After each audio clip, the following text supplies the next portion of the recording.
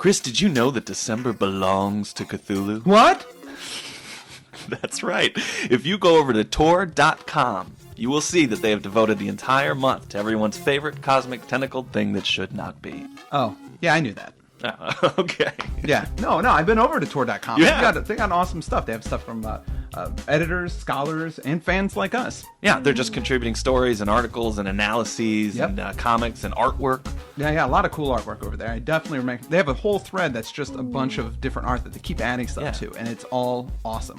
Of course, if you want to purchase some of that artwork over at Tor.com, you can do that as well. You can, and all of the books that they carry, HP Lovecraft specifically, 30% off. 30% off. They've got annotated versions of his stories. Yep. They've got analysis. Books that I use in the show. Right. They've got original fiction from the Lovecraft Circle that you can purchase over there. Absolutely. Great stuff. Of course, we mention this because this podcast that you're listening to right now will be part of that month of Cthulhu over at Tor.com. And in this episode, we are going to be covering the legendary story by Lovecraft, Herbert West, Reanimator. And this is going to be the first of 2 parts. That's right. We have a special guest this week who we'll be talking to in a moment, but wanted to tell everybody that our reader is the incomparable Andrew Lehman. So without further ado, folks, welcome to the show.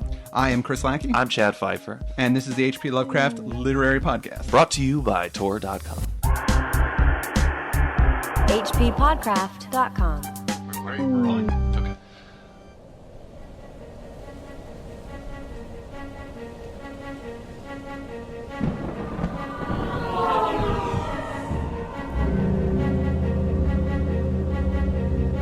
Of Herbert West, who was my friend in college and in afterlife, I can speak only with extreme terror. That's a curious opening line. Yeah, it is kind of strange. Could you tell me about Herbert West? Oh, I can only speak of him with extreme terror. Are you ready? Well, the question is, who is this guy? Yes, exactly. Wait, who's this guy? Yeah, who's that guy that just spoke there? Who's this guy? Oh, I believe we have a guest host this week. What do you know? This is Stuart Gordon. Hello.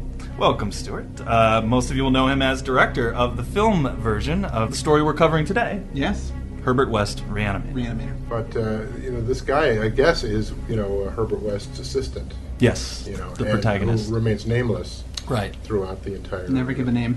But this character became very important to us when we did the movie. Oh, right. Because what we realized was that we needed someone who was essentially a normal person that the audience could kind of relate to, sort of someone who would be asking the kinds of questions that they might want to ask. Right.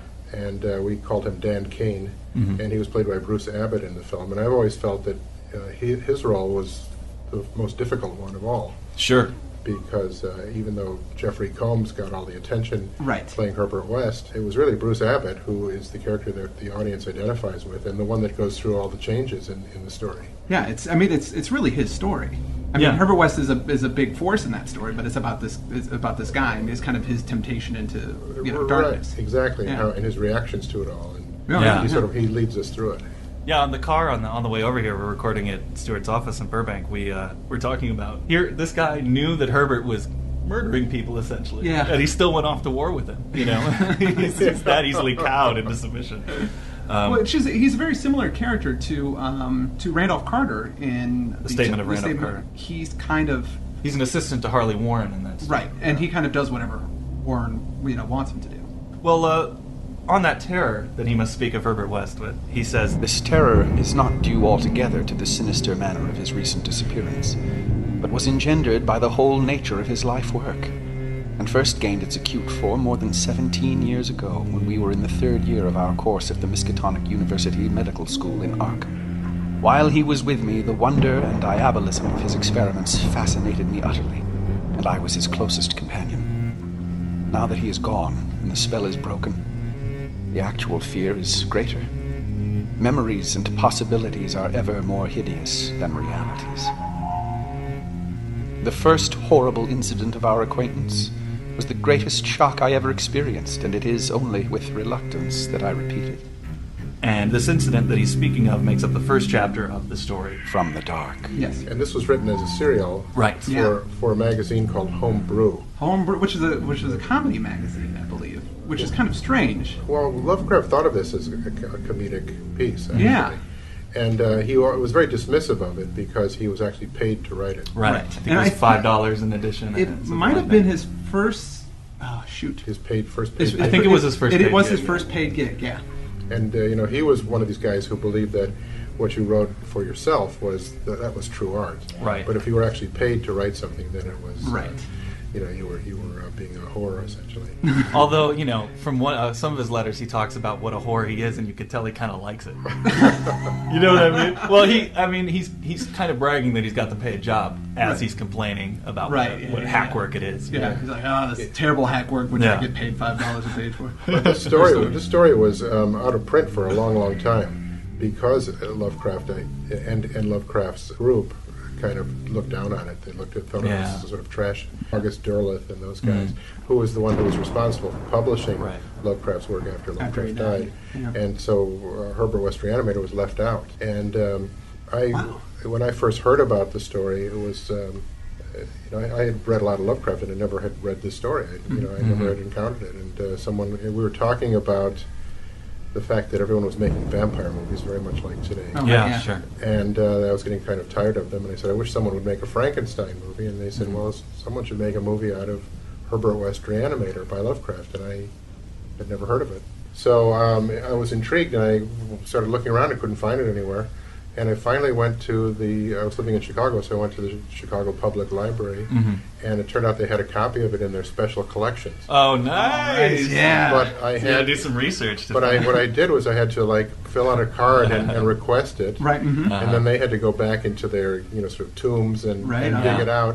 And I got a postcard from them 6 months later saying you can come to the library. 6 months later? 6 months. Whoa! Yeah. You can come here and read it in the library, but we're not going to let you. And that was the only take it copy out. that you could find.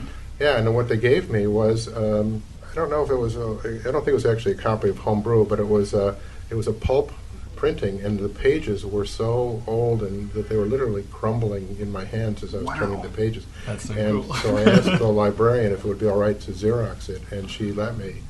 And so I took the Xerox pages home with me, and it's only about 30 pages long. Right. I think each chapter is about 5 pages or something like that. And each chapter, because it was a serial, somewhat summarizes the story to date. So right, actually, as you remember in our last episode. Right. Exactly. Yeah. Now this story is the first. It's not the first mention of Miskatonic, but this is the first Miskatonic University usage as a facility. Because Picture in the House was the first time that he talks about Arkham and Miskatonic Valley. So right. But this might be the first time he talks about Miskatonic Medical School. It definitely is the first time he talks about Miskatonic Medical School. And in this first chapter, From the Dark, our protagonist, unnamed, lays out the basic premise of the story, which is that Herbert West has an obsession. He believes that death can be overcome artificially. Right. He doesn't think that life is a sacred thing or that we have souls. No, he says it's a chemical process. Exactly. Yeah, it's mechanical. He says the body and how it works is a mechanical thing, and if you can understand those mechanics, then you can understand the secrets of life. What's interesting is that this predates, the idea of adrenaline and so forth. Right. Using, now we sort of take it for granted that when someone's heart stops, we can start it up again. Right. Mm-hmm. But in those days, if your heart stopped, that was it. Yeah. There was no CPR. There was no.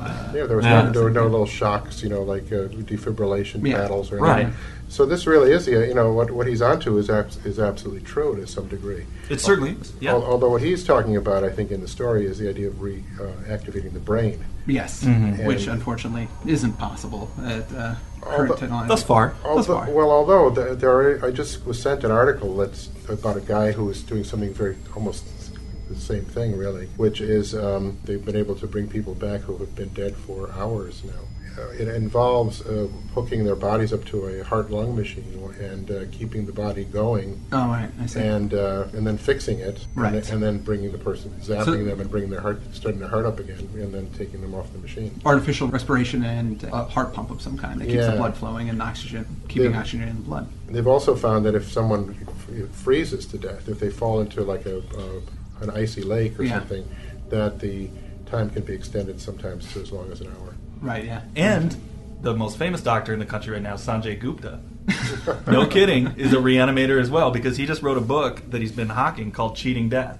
Oh, really? He's been going on the circuit to talk about it. And I saw him in an interview on, I think it was a Colbert Report, where they started talking about zombies because he was saying the point at which somebody dies is open to interpretation. The doctor declares it, but he's declaring that the person is dead. It doesn't mean they're really dead. Gupta's saying the same thing that Herbert West was saying. Well, what when I was working on the movie, we did talk to a lot of doctors and scientists, and their attitude was exactly the same as West's, which is, and there is research that's being done about being able to reactivate the brain. So the sort of experiments that West is doing in this are things that are actually being done these days. Yeah. Right. Well, he's got two major problems in his experiments. The first of which is that the solution is different for every life form that he does. So he's been working on animals. Right. Yeah, he tries it on vermin, rats, and guinea pigs and things like that. But if he ever wants it to be successful Cats on and humans... Yeah, cats and dogs. He's got to use human subjects. Well, it's also, I think what he's trying to do is to show that the person is conscious, that there is and that is understanding, and responding, which is hard to do with an animal. It's kind of true. Maybe the thing is moving around, but is it really, is its mind working correctly? Right. And that brings us to our second problem, which is that the human corpses that he wants to test on have to be exceedingly fresh. And that's really, I think, is the joke, which is why I think this is, Lovecraft thought of this as a comedy, which is every time West's experiments go terribly wrong, right. he always says, well, he just wasn't fresh enough. Yeah. Exactly. But see, this is also what kind of leads the skeptical doctors at the university to disbelieve him, because if a patient dies and he reanimates, and they'll say, well, he was just never dead. Right. This doesn't work. And chief among his skeptics and detractors is Dr. Halsey, who's the dean of the medical school. And he doesn't want Herbert screwing around with this stuff. No. And he won't commit university resources to help him. Basically, Herbert and our narrator get the idea that they're going to set up their own little lab, and they find this abandoned farmhouse. It says, It was not long after the faculty had interdicted his work that West confided to me his resolution to get fresh human bodies in some manner, and continue in secret the experiments he could no longer perform openly. West was then a small, slender, spectacled youth with delicate features, yellow hair, pale blue eyes, and a soft voice. And it was uncanny to hear him dwelling on the relative merits of Christchurch Cemetery and the Potter's Field. We finally decided on the Potter's Field because practically every body in Christchurch was embalmed, a thing of course ruinous to West's researches. I was, by this time, his active and enthralled assistant, and helped him make all his decisions, not only concerning the source of bodies, but concerning a suitable place for our loathsome work. It was I who thought of the deserted Chapman farmhouse beyond Meadow Hill, where we fitted up on the ground floor an operating room and a laboratory, each with dark curtains to conceal our midnight doings. One of the strange things is he's a blonde guy.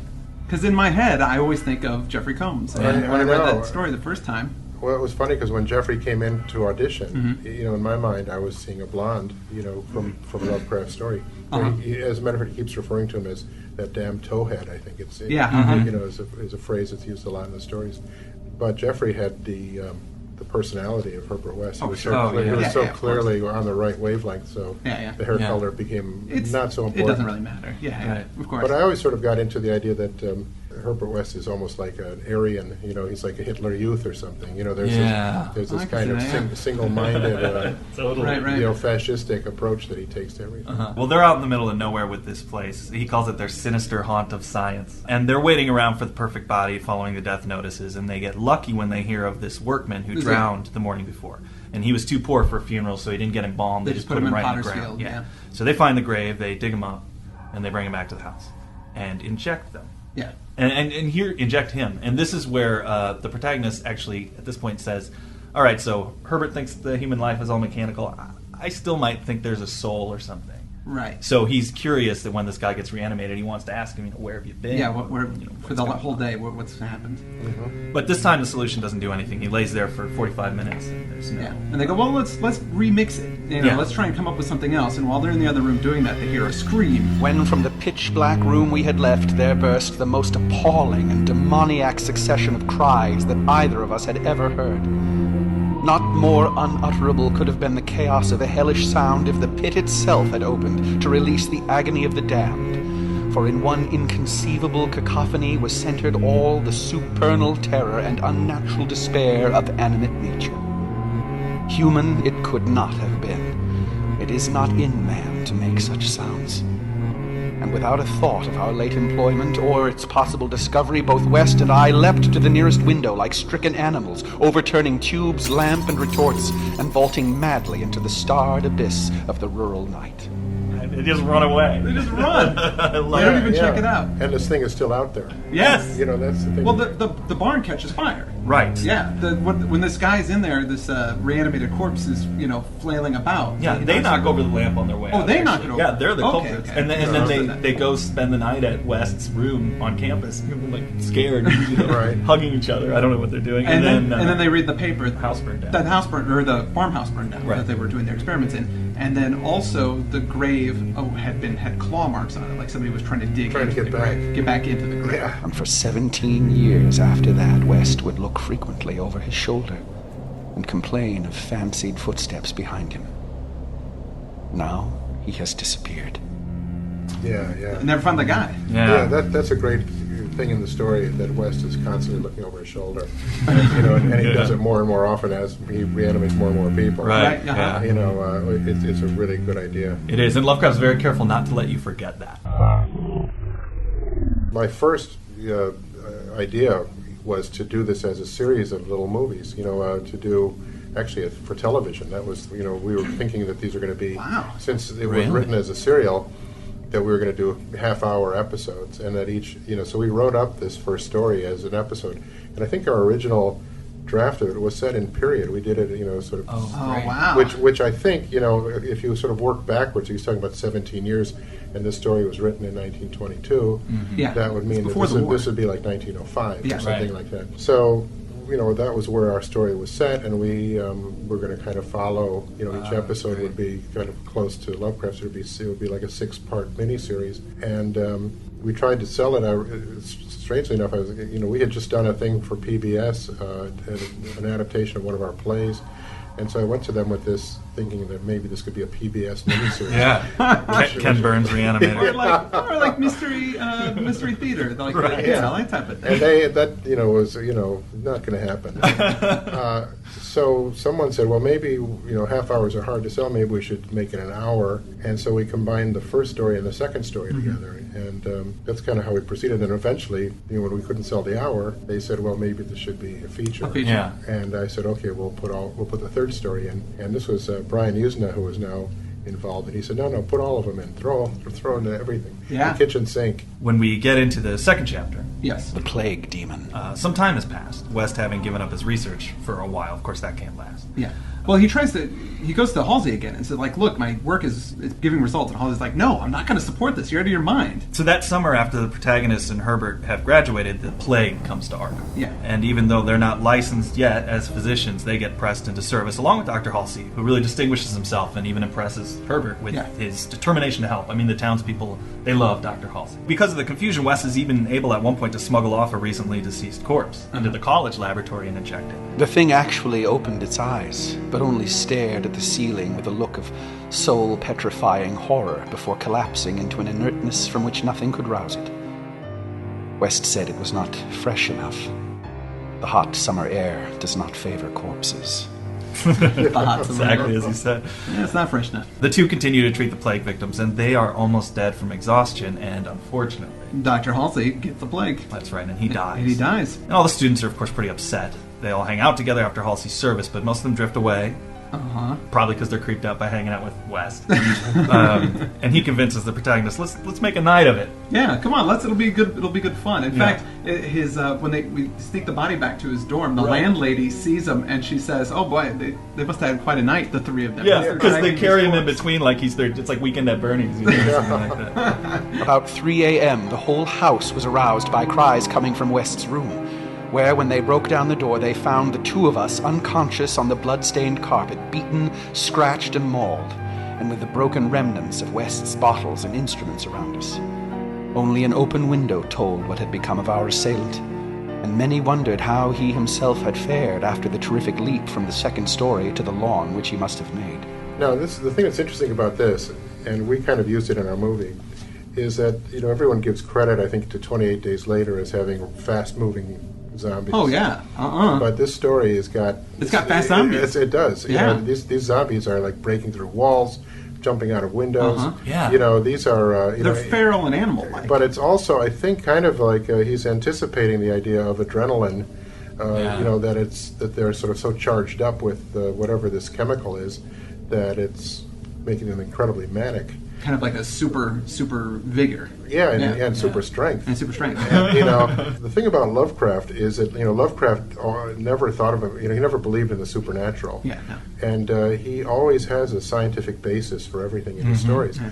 And it's true here. I think that knowing how well he researched things, that he probably did a lot of research about what chemicals would be used and so forth, and I think anticipated adrenaline. Not only pretty cool. Are they fast-moving zombies, the zombies are cannibals, which is what we find out right now. Right now in the story. They tell the police that this is just some guy they got drunk with. They don't say it's Dr. Halsey, obviously. Because they went and they got him.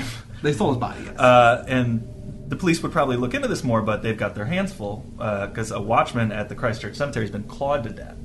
Clawed to death. And the next night, 8 houses are broken into. 17 people are maimed by what witnesses say maybe some white, malformed ape. And now I say 17 people were maimed. 14 of these people actually were killed by the thing. And then 3 of them were already dead from plague. He just nibbled on them a little. Yeah, he ate them. Yeah. Like, that was the thing. He would go out and find these people and eat them. So this is kind of a precursor to Cannibal Zombies. Yeah, I can't think of anything else in literature where there were cannibal zombies. No, this is it. It wasn't until Romero in the 60s did Night of the Living Dead. Right here. Boom. Yeah. Cannibal Zombies. And now, every weekend, there's a zombie movie at the multiplex. I know, if you're only around to collect the royalties. Yeah. Only.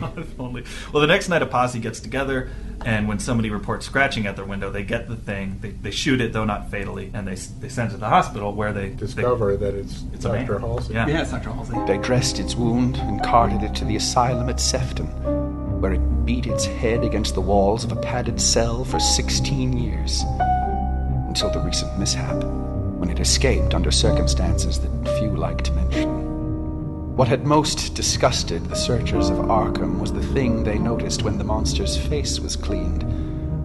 The mocking, unbelievable resemblance to the learned and self-sacrificing martyr who had been entombed but 3 days before. The late Dr. Alan Halsey, public benefactor and dean of the medical school of Miskatonic University. To the vanished Herbert West and to me, the disgust and horror were supreme. I shudder tonight as I think of it, shudder even more than I did that morning, when West muttered through his bandages, "Damn it, it wasn't quite fresh enough." And that's the end of the second part. Great punchline. That's a good punchline, yeah. And from there, we're on to the next chapter. 6 shots by midnight. It is uncommon to fire all 6 shots of a revolver with great suddenness when one would probably be sufficient. But many things in the life of Herbert West were uncommon. Some more time has passed. Yep. And West and our writer have gotten jobs as physicians in Bolton, which Yep. is close to Arkham, and there's a mill there. They also get a house together out in the boonies where they can do the research. West is obviously still all for it, although he gets a little bothered by that first human specimen they let go, which he feels is hunting him as well. Oh, right. Lots of mill workers have accidents in Bolton, so they get some specimens right away. We had not been settled a week before we got an accident victim on the very night of burial, and made it open its eyes with an amazingly rational expression before the solution failed. It had lost an arm. If it had been a perfect body, we might have succeeded better. Between then and the next January, we secured 3 more. 1 total failure, 1 case of marked muscular motion, and 1 rather shivery thing that rose of itself and uttered a sound. But then there's no luck for a while until they hear about dry this boxing match. Yep, it's one of those illegal street boxing matches because the puritanical nature of the area, boxing is illegal. So the guys kind of, take to the streets and they have these, the mill workers will organize it for their entertainment. It's a Tyler Durden kind of thing. Yeah, it's Fight Club. So this is between a guy named Kid O'Brien and Buck Robinson, who's a black man known as the Harlem Smoke. Lovecraft has some pretty stupid things to say about both of them. Yeah, actually, the descriptions of the black man are pretty awful. Yeah, and the Irish. The Irish immigrants. Lovecraft was all about his family had come over on the Mayflower. And, right. Very pure, and all these new immigrants. He's kind of very disparaging of in all of his stories. The Irish, the Portuguese, the Italians. Yeah, he says some equally offensive things about Italians in this same couple of paragraphs. Yeah, it's. I mean, it's well known Lovecraft's fear of anybody that wasn't Anglo. Mm-hmm. Like, I mean, it's in a lot of his stories, and this is no exception. Yeah, this is the one story that we did not use in any of our. Yeah. I mean, I love the idea of the boxing match and what happens here where, they call Herbert out because he's the doctor, and he says, I can get rid of this body for you discreetly. Because what happens in the boxing match is... Yeah, he gets... The black guy's killed. Yeah, he's killed in the fight, and people freak out, and then, Herbert steps in and goes, hey, I'm a doctor. Oh, no, he's dead. I can take care of this. And everybody's like, good, great. Good, take care here of it. You go. So they get the body to the lab, and they try everything, but no solution is going to reanimate this guy. And they give up. And they bury it in a shallow grave. Next night, West goes to treat an Italian woman who's hysterical because her kid is missing. Mm-hmm. In fact, she's so worked up that she dies. She has a heart attack. Yeah, and then her husband is after Dr. West because he didn't save her. Mm-hmm. This is bad because they're already stressed out. They're afraid of the police for having absconded with this body. Yep. And then that night, about 3 a.m., there's a steady rattling on the back door. And West comes up to the protagonist's room with a revolver. Because it could be this Italian guy. Right, because this guy's been, harassing him because his wife died. So we both went down the stairs on tiptoe, with a fear partly justified and partly that which comes only from the soul of the weird small hours. The rattling continued, growing somewhat louder. When we reached the door, I cautiously unbolted it and threw it open, and as the moon streamed revealingly down on the form silhouetted there, West did a peculiar thing.